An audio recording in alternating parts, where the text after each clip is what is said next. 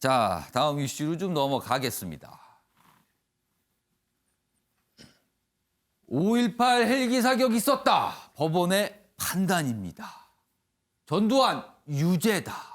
내용 좀 더 보면요. 광주지법 사자 명예훼손 혐의.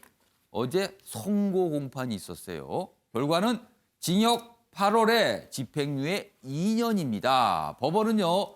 증인 진술 정황 뒷받침된다. 이 헬기 사격 관련된 설명이죠. 그리고 연희종 자택 앞 시위대 향해서 약간 좀 거친 말을 좀 했다 이런 것도 있고요. 공소 사실 낭독된 꾸벅꾸벅 졸기도 했다. 이런 게 또 목격이 됐다는 내용까지 좀 담겨 있습니다. 자, 그럼요. 이와 관련돼서 어제 여러 가지 모습이 좀 있었거든요. 영상으로 확인해 보겠습니다. 전두환! 이순자! 대부민 사과하라 이놈들아! 대부민 사과하라 이놈아! 전두환 이놈아! 전두환 이놈아! 야이 사람아! 대부민 사과하라 이놈아!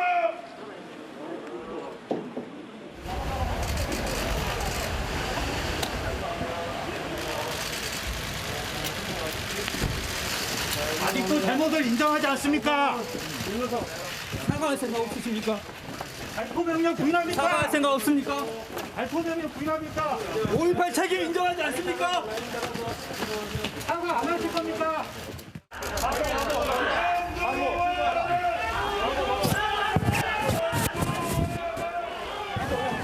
시민들한테 사과 안 하니까! 국민들한테 사과 안 하니까!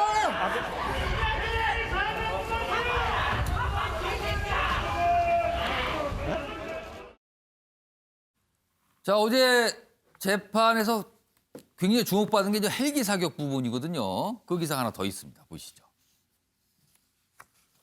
헬기 사격 목격자들 증언 받아들인 법원이다. 전일 빌딩 타는 도 뒷받침이다. 이렇게 돼 있습니다.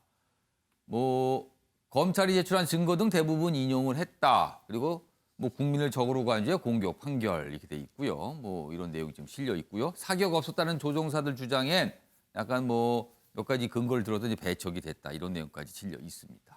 자, 윤시찬 변호사.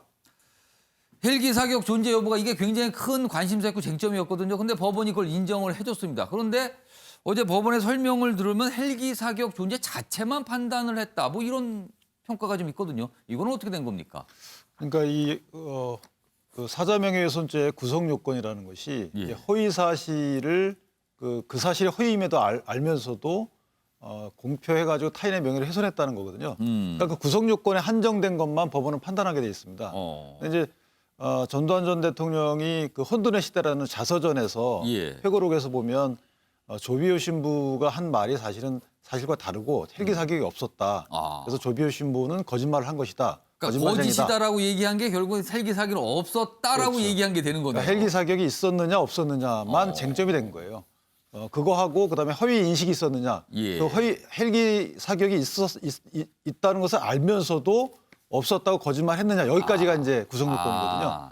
그러다 보니까 법원의 판단은 헬기 사격의 존재 여부 및 이 존재 여부를 알 수 있었는지 알았는지 전두환 전 대통령이 여기까지만 미치는 거였어요. 예. 그러다 보니까 이제 심리 범위가 좀 제한됐죠. 예를 들면 그 헬기 사격을 누가 지시했는지 그 사격의 구체적인 경위 상황 이런 것들에 대해서는 그 사실은 결과는 무엇인지 이런 예, 거는 그런 거에 대해서는 이제 어떤 재판의 대상은 아니었죠. 그럼 앞으로 그 부분은 또 뭔가 더 얘기가 이어질 수가 있는 거네요. 그러면. 예를 들면은 그 부분과 관련된 재판이 민사 재판이 청구된다든지 아니면 또 그 부분과 관련된 형사적 재판이 계류되면 예. 심사 대상이 되겠지만 그렇게 될 확률은 적죠. 왜냐하면 역사적 진실을 원했던 분들도 사실은 헬기 사격이 있었다는 점에 대해서 사실은 저게 1989년도 이 청문회 단계부터 조비오 신부가 계속 주장을 해왔던 거예요. 그때도 헬기 사격 주장하셨거든요. 예. 그러니까 문서로 예를 들어서 국가수의 현장 검증 또는 국방부 특조위에서 어떤 문서상 이게 맞다라고 하기 전에도 예. 이미 조비오 신부는 계속